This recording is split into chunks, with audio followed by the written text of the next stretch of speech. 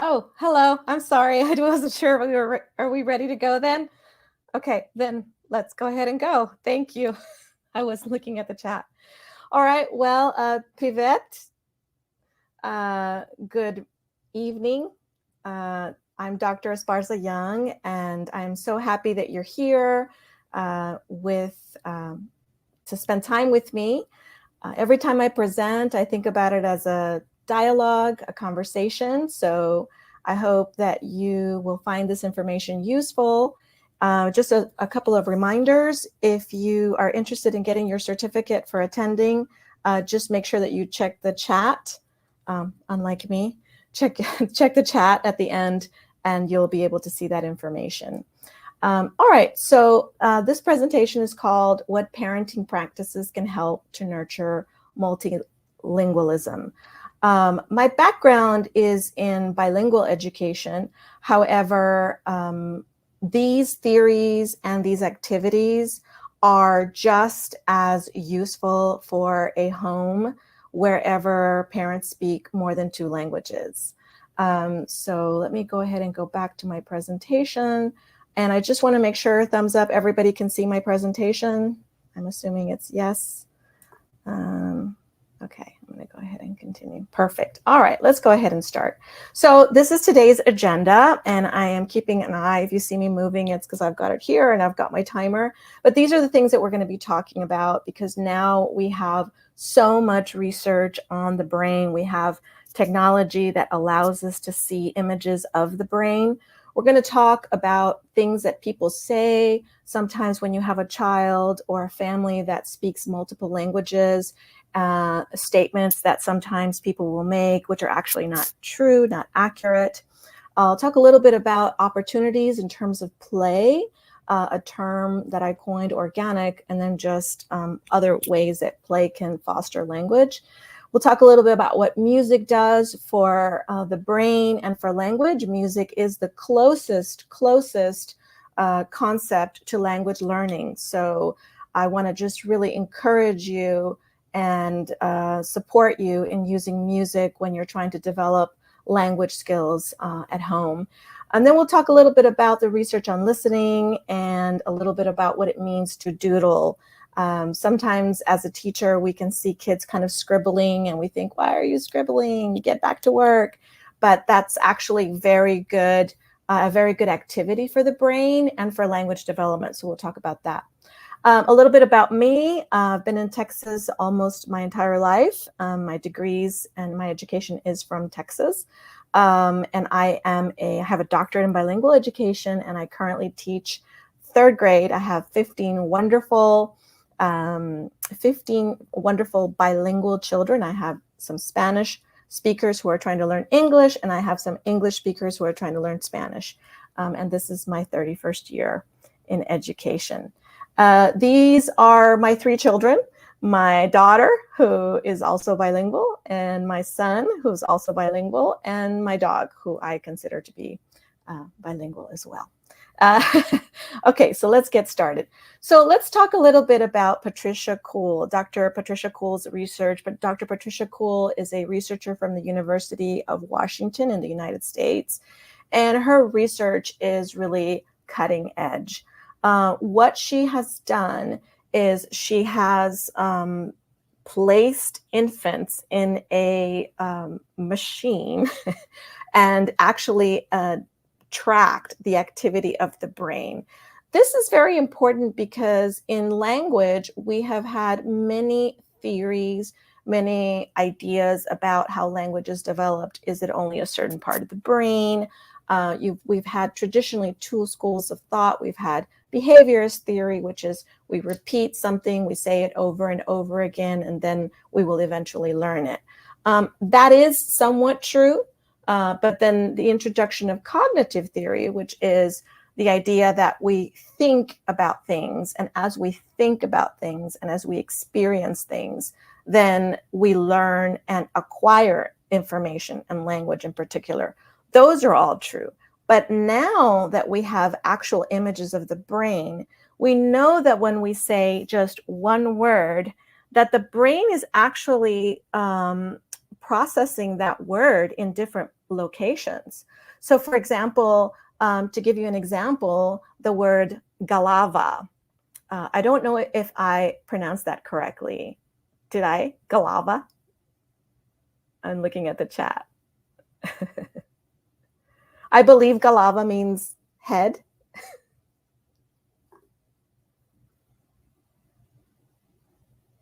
Okay. I'm gonna assume. I know there's a little delay, but just want to make sure before I move forward.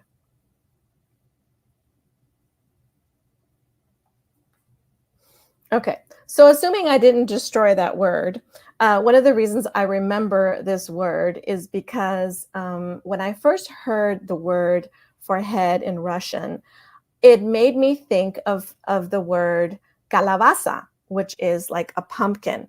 And I remember my son was about to hit his head and somebody said galava, like his head. And so what I thought of when I heard this word is I went to different places in my mind. I thought I had an image of a pumpkin. I had a smell of food that I had eaten, pastries that have this flavor inside of it.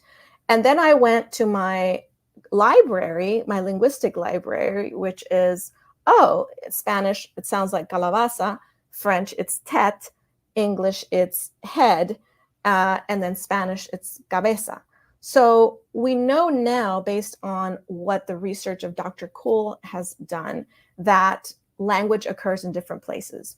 So what I want to share with you is a little small excerpt of Dr. Kuhl's research, and this link is available to you in the presentation. So let me go ahead and stop the share and then open up here. And let's see, here it is, Dr. Kuhl. All right, so as you can see here, I'm assuming everyone can see this as well. Let me just go back a little bit. We'll be able to listen a little bit to what she says. These are superconducting quantum interference devices to pick up the magnetic fields that change as we do our thinking. We're the first in the world to record babies in an MEG machine while they are learning. So this is little Emma. She's a 6-monther, and she's listening to various languages in the earphones that are in her ears. You can see she can move around. We're tracking her head with little pellets in a cap, so she's free to move, completely unconstrained. It's a technical tour de force. What are we seeing? We're seeing the baby brain as the baby hears a word in her language. The auditory areas light up, and then subsequently areas surrounding it that we think are related to coherence, getting the brain coordinated with its different areas, and causality, one brain area causing another to activate. We are embarking on a grand and golden age of knowledge about child's brain development. Okay, so let me go back to the presentation. Here, bear with me here. Present, share. Okay, here we go. All right, so I'm just curious what you thought about that, because I find that to be a very incredible concept that she's looking at the brain. And something that we do know about infants is that from the moment, and this is research that has been conducted, from the moment that the infant is born, that infant will actually look at the mother's face, gestures, movements, eye movement, facial gestures, and actually imitate and mimic those gestures. This is how powerful it is for us to have that interaction with the child and what is happening actually in the brain.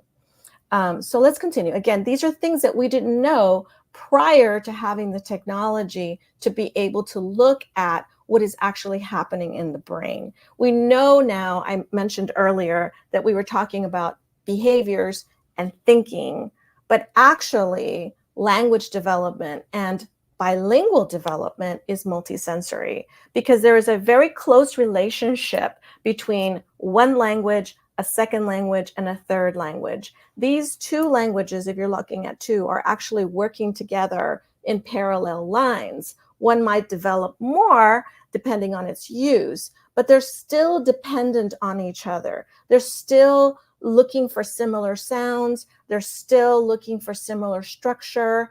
And this is why it's very, very important to foster both languages. All right, so we do know also that the brain is the only organ that continues to grow after we're born. And this is very important because the information that you're including here are actually affecting how the brain is developing. And it's prime, it's absolutely perfect if you can really develop that biliteracy, the development of both languages before the age of 13. Because as Dr. Kuhl will mention in her TED Talk, as you get older, it becomes more difficult to do that. All right, so this is what I was just talking about here. And I just wondered, I will ask very quickly in the chat, if any of you have, if any of you knew that, the brain is the only organ that continues to grow after you're born.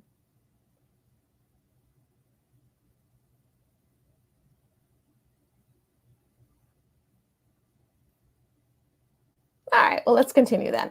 All right, so now let's talk a little bit about, sometimes a lot of parents are a little bit hesitant to have their children speak more than one language at home. They can't seem to decide, should I be speaking to them only in one? Should they only be speaking to at school another one? Should we take turns? How do we alternate? Are the children getting confused? Will they actually be delayed as a result of this? And so I wanted to share very quickly this, a little excerpt from this video of a speech pathologist that talks about the myths associated with bilingualism. Because to answer that question briefly, let me just say that children do not get confused. Children are not delayed when they speak another language. It's actually the contrary. As I said before, both languages are functioning together at the same time. And as one is more developed, then the other one kind of stops. In research theory, this is called fossilization, meaning that it just stops for a moment. But as soon as you start using it, it starts developing. So there's a constant negotiation between these two. So let's take a look at that video very quickly. Let me go ahead and make sure that I'm sharing here. Share screen. And here it is. Okay. All right, so let's listen to this doctor talk about this. Your child will get confused learning two languages. Another one is that bilinguals are less intelligent than monolinguals.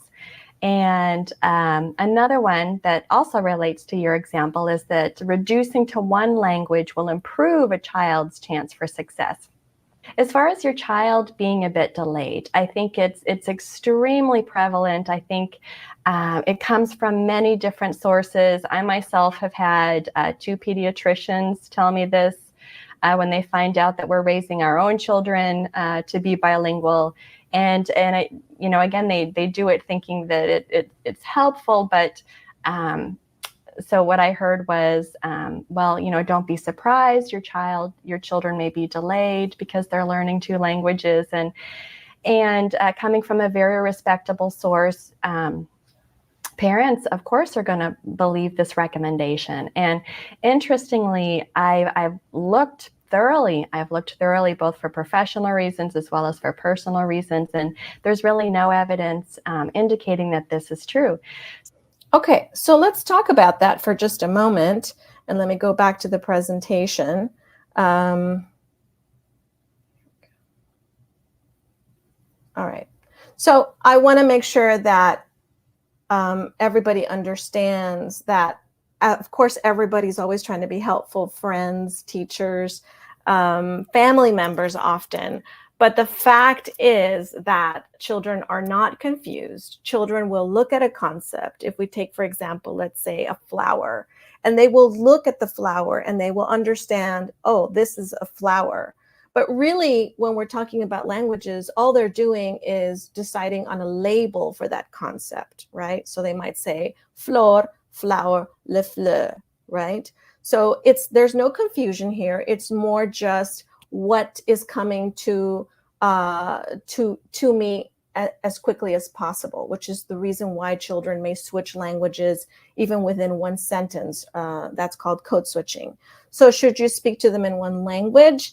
What you should be doing is considering being very intentional with children when you're speaking a language. So for example, you might decide on 3 days a week, we're going to speak one language, and the other days a week, we're going to speak another language. Making sure that children value both languages. Another consideration is to be very intentional with the literacy that you're developing. So you could say, well, we read books in one language one night, and we, read a book in a different language a different night. In my own personal life, having 2 children who grew up bilingual along the US-Mexico border, what I did is I alternated both languages. I would have one day for English and one day for Spanish, and I did the same thing with reading. It was very, very important for me, for my children, not to lose Spanish. And for them, frankly, it's the second language, but it was very important for me to have that, for them to have that structure as they were growing up. And this is a very common question, so I wanted to include it here. Well, what if, for example, I want my children to learn English, but my English isn't very good? What language should I speak to them? Well, we want to encourage parents and family members to model the highest level of language. So for example, why? Because you're modeling vocabulary. So for instance, if I am very fluent in French, but I'm not, my vocabulary is limited, but my first language is Russian and my vocabulary knowledge is high, I want to use Russian because I have the highest access to academic vocabulary. And vocabulary is the foundation for good reading skills. In addition to that, literacy skills transfer. Keeping in mind that literacy skills includes speaking, reading, listening, understanding, and writing. All right, so let's continue. So let's talk a little bit about some ideas that actually foster language development, nursery rhymes, cooking, outdoor play, and social skills. Going back to the theory about how language is developed, one thing that we want to keep in mind is that all of the research shows that if you memorize something, that really is just short-term memory. It's not really going to stay with you, because we're not talking about learning language to travel, like where is the airport, what time does the train leave, where is the bathroom. We're talking about language that has practical and pragmatic applications. And in order for children to acquire and keep that in long-term memory, they have to be engaged in meaningful experiences. So let's go ahead and talk about that briefly. So one of the most common and research-based ways to support language development in the early years is through nursery rhymes. Why is that? Well, it's because it sparks some kind of feeling inside of us. You know, I remember my father teaching me how to multiply using a nursery rhyme, and I was only 3 or 4 years old, and it was about a little doll, and I remember he sang it to me and he clapped, and then we did it in repetition, and it's something that I still remember. So I did a little bit of research on some Russian nursery rhymes. I'm going to play a couple of them, and I just want to ask really quickly if anybody remembers these, or if there's some that you'd like to share that you remember. So let me go ahead and go there. Okay, here, percent.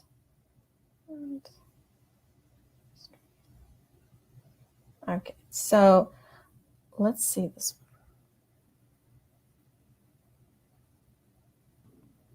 Kalinka, kalinka, kalinka maya, saruya gramalinka, malinka maya.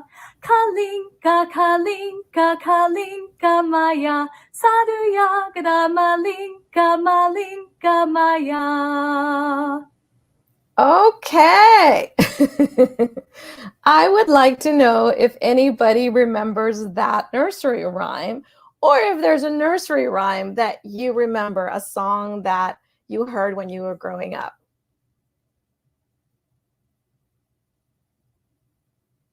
I'm watching the chat just to see if anybody's responding.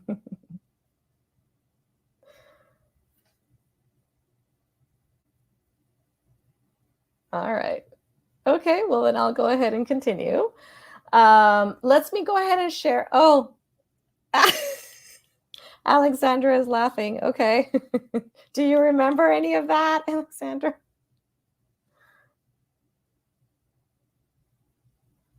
Sure. Yes.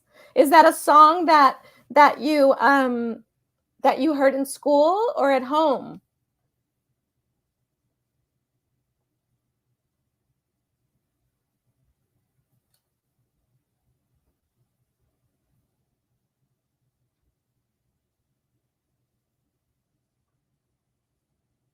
It's a folk song. Okay, thank you. I wasn't seeing the comments. I'm sorry, I was on the wrong tab.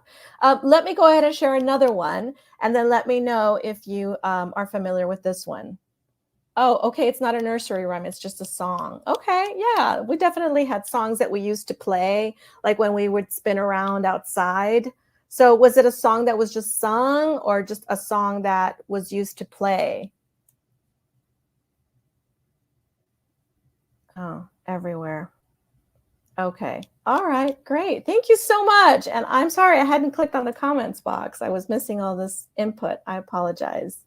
See if I can go back a little bit. You can ask. Okay, perfect. Okay, great. Let me go back. Oh, Zarina, and does that make you feel something? Does it bring back some memories for you?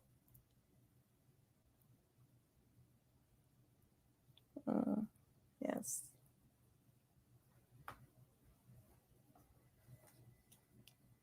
Yes.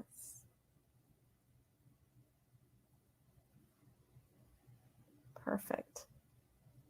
I love this. Thank you so much for answering. This is great. Okay, let me share another one. Oh, it's just a folk song. And then you can tell me if this is a song that you recognize. So here's another one. There we go.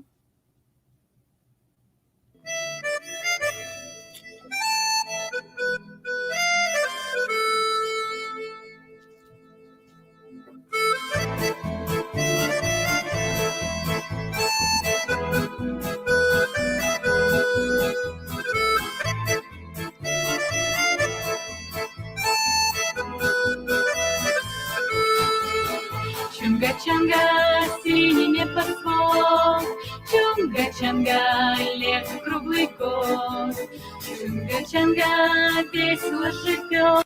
Okay, I can't wait to hear what y'all have to say about this one. Chunga chunga. I love it. Yes, this is what I was hoping for. Yes. So you see, I'm not fluent in Russian, but I'm already thinking chunga chunga. I'm already remembering that. What does that mean exactly? Yes, exactly. Yes. So that's the idea, is to use music, to use the movements, because there's a lot of research that shows that movement also helps you remember things. There's a lot of research behind that. So when you're trying to teach language to your children, use music, use movements, use gestures, and then anything like that is actually very helpful. And of course, if you can do it in a social setting, that's even better. Oh, I'm so happy that that you remembered that. Okay, let's continue. Here we go. All right. So this is what we were just talking about, nursery rhymes around the world. And I went ahead and linked some of these in here. And there's the first link is actually nursery rhymes around the world. Let me go ahead and share that one with you here. Stop screen, present. Here it is. This is a very popular website, and it has actual nursery rhymes from all over the world, because if you are trying to encourage other languages as well, and I've actually looked at these myself, being Mexican and Spanish ones, and they're all very accurate and on point, culturally speaking. All right, so let's continue here. I wanted to make sure that everybody could see that. Oh, it's like a name of a little boy. Okay, thank you. Wonderful.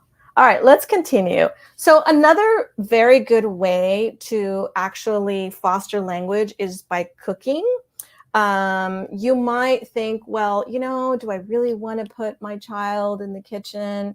Yes, even in the most simple way, if it's, you know, preparing the flour or using the sugar or making a list when I go to the grocery store, or if it's, you know, maybe writing things down or tasting. Remember that language development is actually multisensory. So I found this because this is supposed to be a sort of popular Russian treat. Is that correct? Does this look familiar to all of you? We have our own candies in Mexican culture that we use a lot, and I just wondered here from the chat if anybody recognizes this or if you've ever prepared this at home.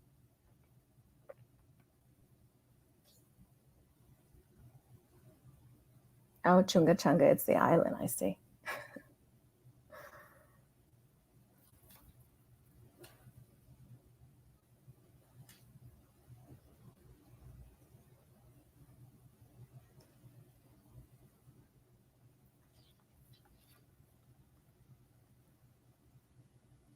Okay, well, let me, marmalade, yes. Yes, I think so, yes. Yes, yes, I will be more than happy. All the links, I believe they're going to make the presentation available to everybody. Jelly fruit, yes, we call them gomitas. These are very popular also. Okay, wonderful. So again, just being able to do this with your children, I call it organic play, because organic meaning that it's just happening very naturally, and I don't actually have to create anything that is out of the realm of my knowledge. It can be very meaningful with a grandmother or an aunt or with my father or my siblings to do this. So let me go ahead and continue with the presentation. All right, so what kind of outdoor games? This is another thing. It's watching kids not only create games, but actually play in games. And I want to share this with you. There is very good research too that shows that even video games will foster language ability and listening skills. For those of us who have grown up being concerned about our children playing video games, there's actually some research out there that shows that doctors, surgeons who grow up playing video games are more precise because of the mobility that they use when they're using the console. I can't believe that, but it's actually true. So let's talk a little bit about some of the games that maybe you played when you were a kid and how those games actually help to foster language as well. So let's take a look here. So there's this one, traffic signal, and I wondered if anybody remembers this game. And that's when in the United States we call this green light, red light, which means everybody's in a line, and let's say 3 or 4, and then you say green light and people go, and then you say red light and people stop, and then depending on people who do not know which light it is, it actually, you start getting kicked out of the game. So let me share that again here. I looked this up, and this is supposed to be a traditional game that's played in Russia, where the different colors are called out and the kids have to look for those colors. But let me pause here to see if any of you remember your games that you played when you were a child outside. Tag, freeze, touching somebody and then they have it to freeze. Do any of you remember playing those games as children?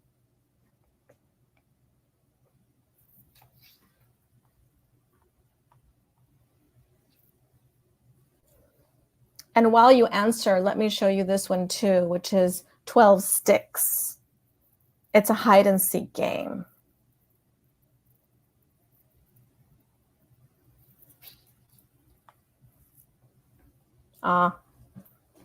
Okay, thank you. Yeah, and why are these games so important? Well, because they foster language. Children are learning social skills, negotiation skills. There is very good research by Dr. Angela Valenzuela, a University of Texas. Gorodki. Oh, what's Gorodki? Is that like tag or hide and seek? 12 sticks. Okay. All right. Yay. I'm really happy. So there's very good research from Dr. Valenzuela from the University of Texas at Austin. She did some research that showed that was really about, Red Rover is a good one too, that was about where do children who are learning a second language, who are immigrants, where do they learn more from? What information do they find most useful? And it turns out that children find the information the most useful to them from the language that they learn or the information that they learn from their peers. So it's very similar with something that we get as an adult. If I go to class and I don't really know the answer to something, I might ask my teacher, but I'm more likely to turn to my classmate and say, what did she say? I didn't really understand. Or what did I miss? Or I hear a word and then I stop completely because I'm just frozen on that word. And so I might turn to my friend and say, what was that word? That is because we feel more comfortable with our own peers. And as children get older, then of course, they will continue to rely on their peers to learn and gain information.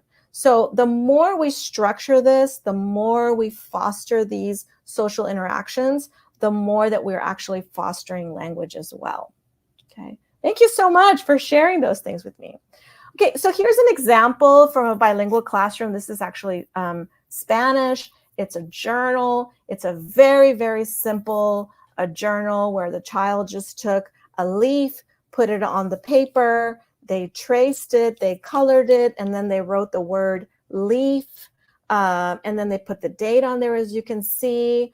There are so many opportunities for children to discover things, and they can be things that are every day at the house or just on our way to school or in the car as we're looking at things around us in the environment, keeping in mind that our presentation focuses on how can we nurture, right? Children are born with a lot of different abilities, but what we're talking about is nurturing. In other words, the environment. How can I foster and promote an environment that is language rich? Okay. Oh, Cowboys and Indians. Kazakhs. Yes, I saw this one too. I did. Kazakhs and I did see that. That's true. They do have special names that are hard to translate. Yes, that is true. Yes, yes. Okay, so let's continue. Again, there's an opportunity for children to play. There is a organization called the International Play Association where you can actually also find a lot of information about play. So let me go ahead and share that with you too. It's right here. Right here. And there is tons and tons of information and journals and websites and resources related to play. So for example, if you are in a school where recess exists or doesn't exist, there's a really good resource here, information on how to develop that, because you actually want to make sure you promote it. In the United States and in Texas, recess is mandatory. Just to kind of make sure that everybody understands what I'm saying and what it means here. Recess just means that children are given a specific amount of time to just go outside and play.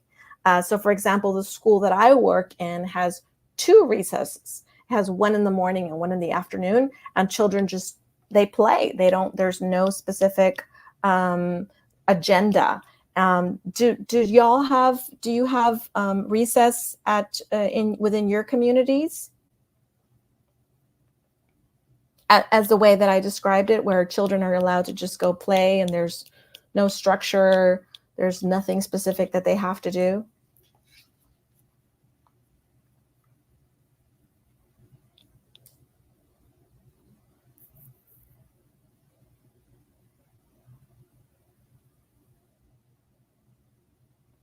Oh, the elastic band. Yes, I'm looking at that also.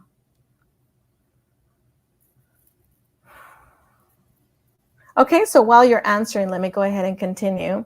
So here are some examples of things that you can use, because children will recognize everyday items in order to develop language.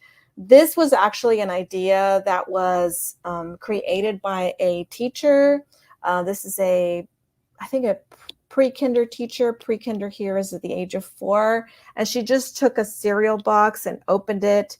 And on the other side, she created little symbols, and the children could hear either the letter or they could hear the word. And then they would recognize like the word, and they would put like a little bean on there. Does anybody recognize this cereal box? I don't know if you have it. It was my favorite when I was growing up. Fruit Loops. Actually came with a song, Follow Your Nose, It Always Knows.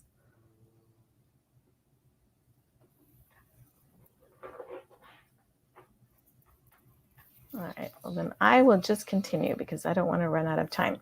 All right, we're doing really well. Okay, so let's go ahead and continue. So this is a very simple activity that can be created.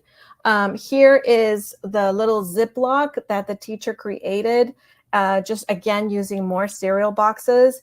And those little cereal boxes are actually the little flashcards. I'm sorry, the cards that have the letter.